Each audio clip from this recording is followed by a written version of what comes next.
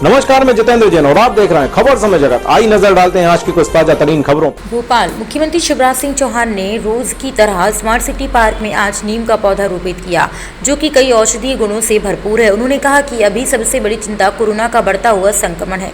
कल देश में 1 लाख से ज्यादा पॉजिटिव मरीज मिले हैं। अस्पतालों में बिस्तरों की संख्या लगातार बढ़ाने की कोशिश जारी है। बाकी बीमारियों का भी ध्यान रखते हुए प्राइवेट अस्पतालों में कोरोना के मरीजों की भर्ती कराने की भी कोशिश जारी है। प्राइवेट लैब में होने वाली जांचों की कीमतों का पुनर्निर्धारण किया जाए। वहीं उन्होंने कहा कि कांग्रेस के अध्यक्ष से बात करूंगा, इस समय कोई भी मतभेद नहीं होना चाहिए। जब मानवता पर संकट हो तो राजनीतिक दलों की सीमाओं में उठकर कार्य करना चाहिए। वहीं उन्होंने कहा कि धर्मगुरुओं से, समाज सेवियों से, राजनीतिक दलों से सिर्फ एक ही अपील करना चाहता हूं कि सारे मतभेद भूल जाओ। अभी हमें एक महामारी से लड़ना है जो सब मानवता का परिचय दे और सारे मतभेद भूल जाए।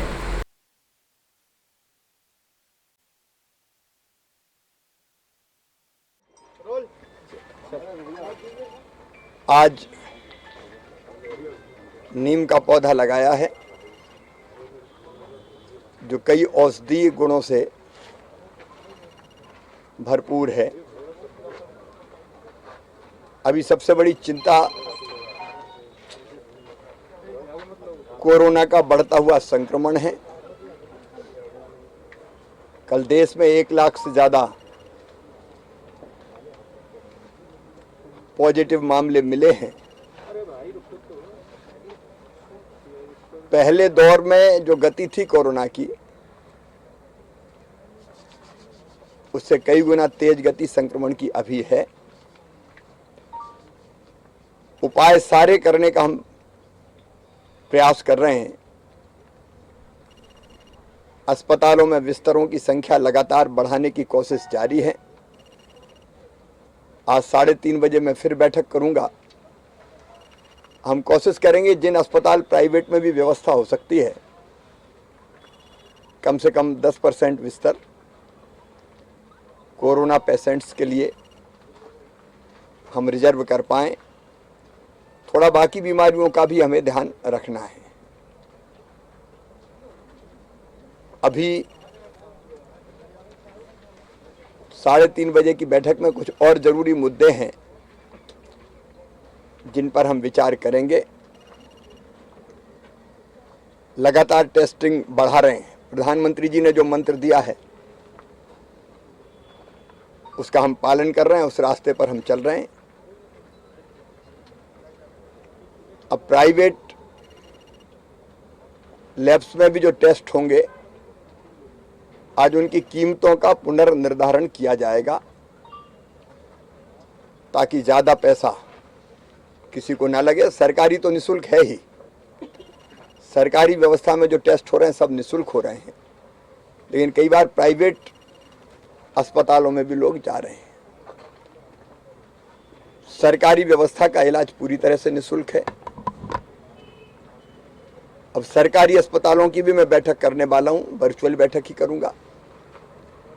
और विभाग को भी आज मैंने निर्देश दिए हैं कि रेट सबके सुनिश्चित रहे ताकि पीड़ित परिवार अंधाधुंध पैसे उसको ना देना पड़े। उसको भी नियंत्रित करने का हम काम करेंगे। एक अभियान आज हम शुरू करेंगे।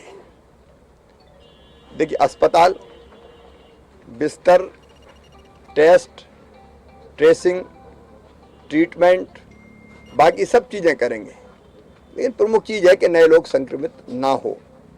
उसका एक उपाय है लॉकडाउन। लंबा लॉकडाउन अर्थव्यवस्था को तोड़ देता है और बिजनेस व्यापार तो ठप होते ही हैं, गरीब बेरोजगार हो जाता है। वो अंतिम विकल्प है, हम उस पर जाना नहीं चाहते।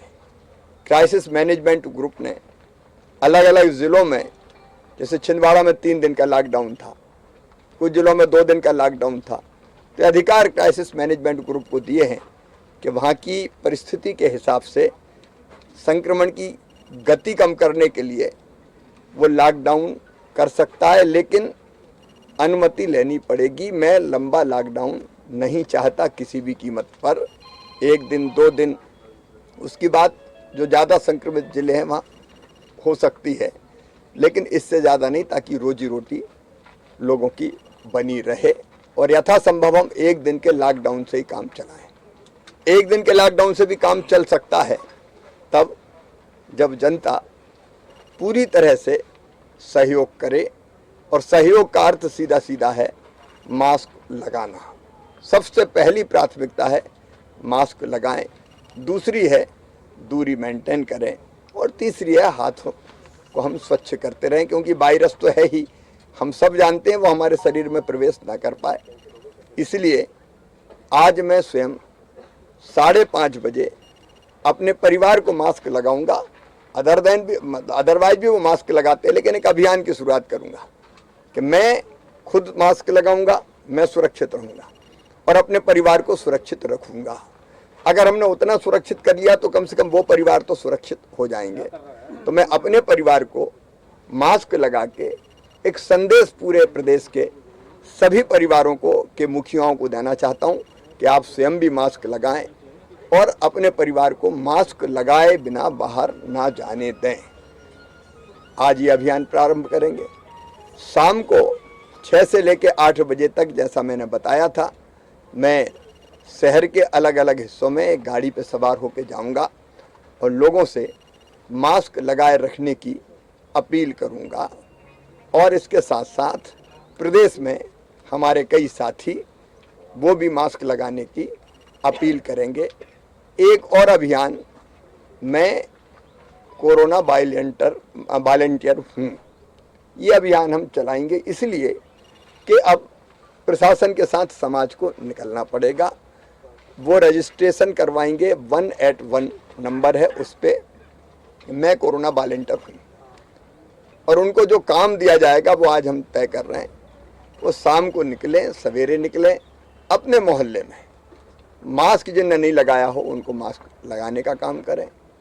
गरीब अगर कोई है, देखिए मास्क हर बार नया लगाने की ज़रूरत नहीं है, धोके रीयूज किया जा सकता है। फिर भी जहाँ मास्क की कमी होगी हम मास्क वितरित करने का भी काम करेंगे। फिर वैक्सीनेशन के काम को भी अगर लाने ले जाने की ज़रूरत लोगों को पड़ती है उसमें सहयोग करेंगे। वैक्सीनेशन स्थल पर व्यवस्था बनाने में सहयोग करेंगे। चिन्हित अस्पताल जहाँ ज़रूरत होगी वहाँ व्यवस्था बनाने में सहयोग करेंगे। पूरा समाज एक साथ अगर जुट जाएगा कि मैं भी मास्क लगा रहा हूँ, आप भी मास्क लगाओ, सावधानी रखो, तो हम संक्रमण को रोक पाएंगे। ये उपाय है जो बिना लॉकडाउन के संक्रमण को रोक सकते हैं। तो उस दिशा में भी हम काम प्रारंभ कर रहे हैं। सर, आज बीजेपी कार्यकर्ताओं से भी आपने बात की, मतलब एक व्यापक स्तर पर अभियान शुरू कर रहे हैं। आज मैं सबसे बात करूंगा, मैं कांग्रेस के अध्यक्ष जी से भी बात करूंगा। मैं इस समय अपील करना चाहता हूं कि कोई मतभेद नहीं भैया।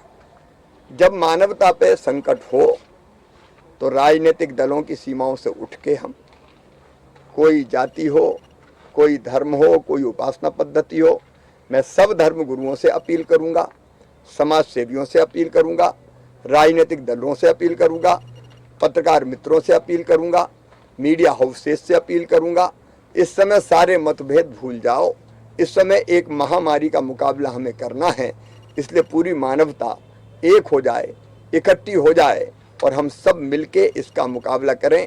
बिना जन अभियान के ये रोका नहीं जा सकता संक्रमण, क्योंकि संक्रमण तो जब हम खुले घूमते तब होता है, और इसलिए सबको जुटना पड़ेगा। मैं मीडिया के मित्रों से भी प्रार्थना कर रहा हूँ, सारे मीडिया हाउसेस से भी प्रार्थना कर रहा हूँ, आप सबसे भी प्रार्थना कर रहा हूँ कि आइए इस अभियान में हम सब साथ मिलकर जुटे। सर, एक महत्वपूर्ण सवाल है, विश्राम घाट। भोपाल से खबर समय जगत के लिए संवाददाता शक्ति भारती की report. For latest news, subscribe to our channel and press the bell icon.